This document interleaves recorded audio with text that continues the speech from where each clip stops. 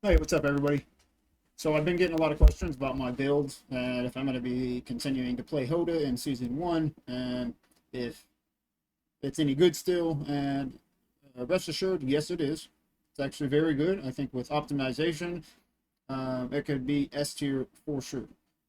Um, there is also a double swing build going around that is really good, but it hasn't really been optimized yet. So until that happens, until there's more testing done to that, this is definitely what I'm going to be running tomorrow for season 1. I'll be collecting double swing gear as I go and test that out too. But I'm going to go over my gear, the Paragon board that I'm going to be running, and kind of what I want to switch out and things I plan on doing. So we'll just get started. Here we're running Warrior, Iron Warrior with armor, max life, cooldown, max fury. I think since the max fury nerfs, I think it's very important to get as much max fury as you can everywhere. So you definitely want to have 20 out of 20 roll here. Here on the chest, you're going to want, what I'll do is I'll say it from like the most important down to the least. So when you're looking for gear, you can prioritize the stuff. Here you're going to want two-handed bludgeoning weapon damage.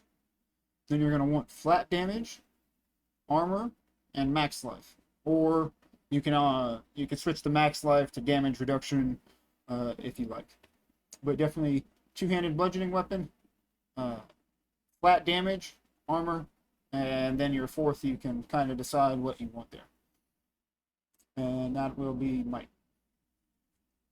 On the gloves, you want Hammer the Ancients, attack speed, critical strike chance, and then you can either get attack speed while dodge or lucky hit chance. I'm probably going to go for, or actually strength. Actually, now that I think about it, I'm probably going to go strength there. I'm either going to go strength or lucky hit chance. You can't roll attack speed after dodging unless you have a rogue anyways. So for the majority of everybody, unless you have a rogue alt, you're going to run strength or lucky hit. And as far as intercom, actually, I definitely do not like intercom. In PvP, you're never just sitting in one spot. You're always running around. It felt terrible. So this can definitely be replaced with something else that can kind of be tested with and messed around with to find what you like more. Here, we're going to do, let's see, we're going to go dodge chance to close, armor, ranks to war cry, and then the last can kind of be whatever you like there. I do damage reduction from close, but there's still a lot of testing that needs to be done with all the DRs, nerfs, and everything that's happened. So I'd say for prioritizing there, you definitely want war cry, armor, dodge chance to close, and then for the fourth, kind of up to you. Change that out. And as far as the aspect, I was just testing this to see how it felt. I'm probably going to be changing this around come season 1 and test different things there. But it is nice to have a little bit of damage reduction. But I'm going away from the bleeding route, so this might not be too great. Here we got Ghostwalker, movement speed, fury cost reduction, dodge chance. Now for berserk duration, you can switch that out to something else. I don't know if berserk duration is really the best, so that can be tested with. But you definitely want dodge chance, fury cost reduction, and movement speed. On the amulet, actually, this is more of the amulet that I want. Okay, so on the amulet, you want fury cost reduction, percent strength, flat damage, and then for the fourth, instead of the damage reduction, we want more damage. I just don't have it. Or a cooldown. But actually, you probably want cooldown, now I think about it. But you could also go more damage, depending on what your rolls are. I'd say prioritize fury cost reduction, strength, all strength, and then from there it depends just what your rolls are. Cooldown, damage, or skills that open up more skills for damage. And here we want Edge Masters. The rings are the same. We're running Assimilation, and Echoing Fury. I do think that you need to make sure that your max Fury rolls on your rings are full. Like here I have 9 out of 14, 12 out of 14. So I think it's really important to prioritize getting max Fury since they nerfed that. Then resource generation, critical strike chance, and you can switch between vulnerable or critical strike damage depending on what stat you need. The caps in PvP for critical strike damage are 200 to 250, and for vulnerable, 200%. I mean, if you're a little bit over these or under, it's not a huge deal. But depending on whatever your stats are, you know, go for vulnerable or critical strike damage on your rings. And if you're maxed on all of those stats already, then go for like close, max life. On the weapons, pretty much same. Vulnerable. You want core on every weapon, no matter what. You definitely want core on all of your weapons. That's how I get, 500% core damage. Here you want limitless rage on your two-hander. You also want strength on all of your weapons. Pretty much every weapon you want strength. A big part of this build is definitely stacking strength everywhere you can get it. Here we got Hammer the Ancient still. Basic skills, gain attack speed. I didn't have anything else, and I was just testing this out, see if it did anything. Definitely going to be changing this. There's probably a lot of stuff that I'll be changing come season 1, but I will put out, another video once I get all my aspects set in stone. The Paragon board is definitely going to be staying the same though, and the skill tree will be.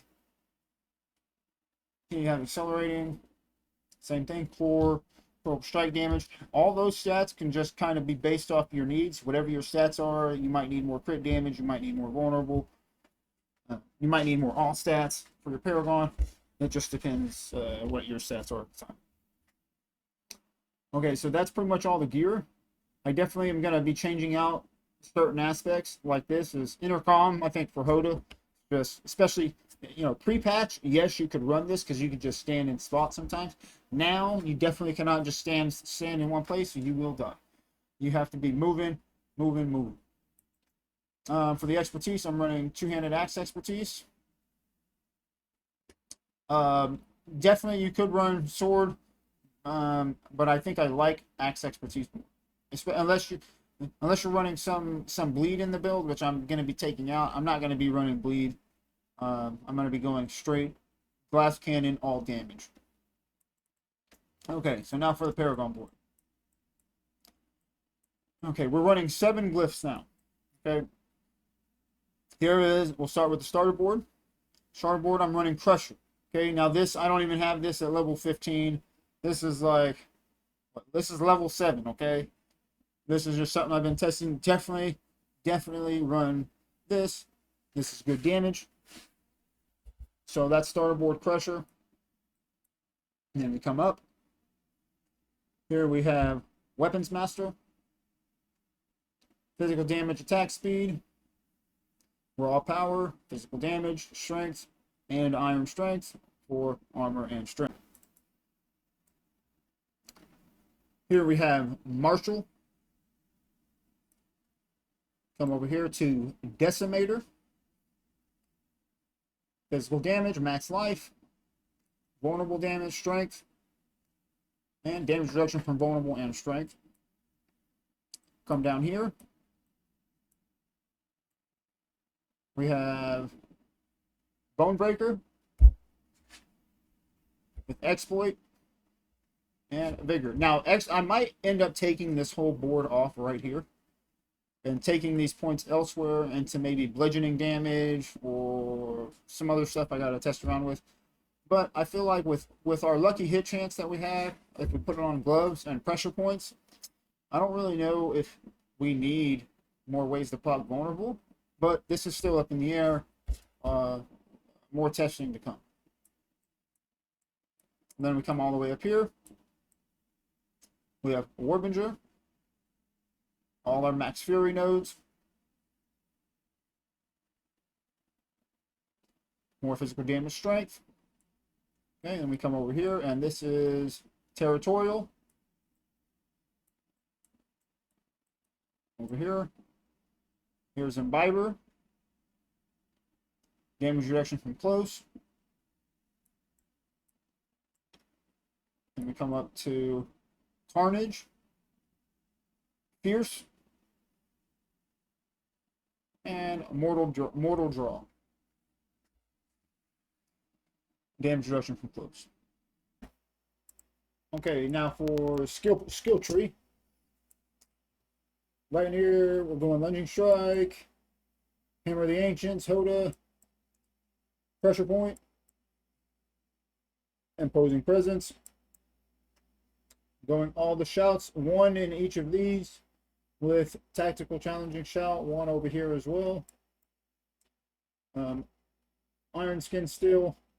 I'm still using these, but I'm probably gonna I'm gonna take them out probably because most rogues they're all running poison now, so these aren't this ain't as great now. Here we have 9 out of 5 Warcry, Mighty Warcry, Raid Leader and Booming Voice, Pit Fighter. We have all these 2 out of 3 here and Wallop. I also took since the Fury nerf, I took 3 out of 3 Tempered Fury, and we have 3 out of 3 Invigorating Fury as well as Unbridled Rage. And yeah, that's the skill tree.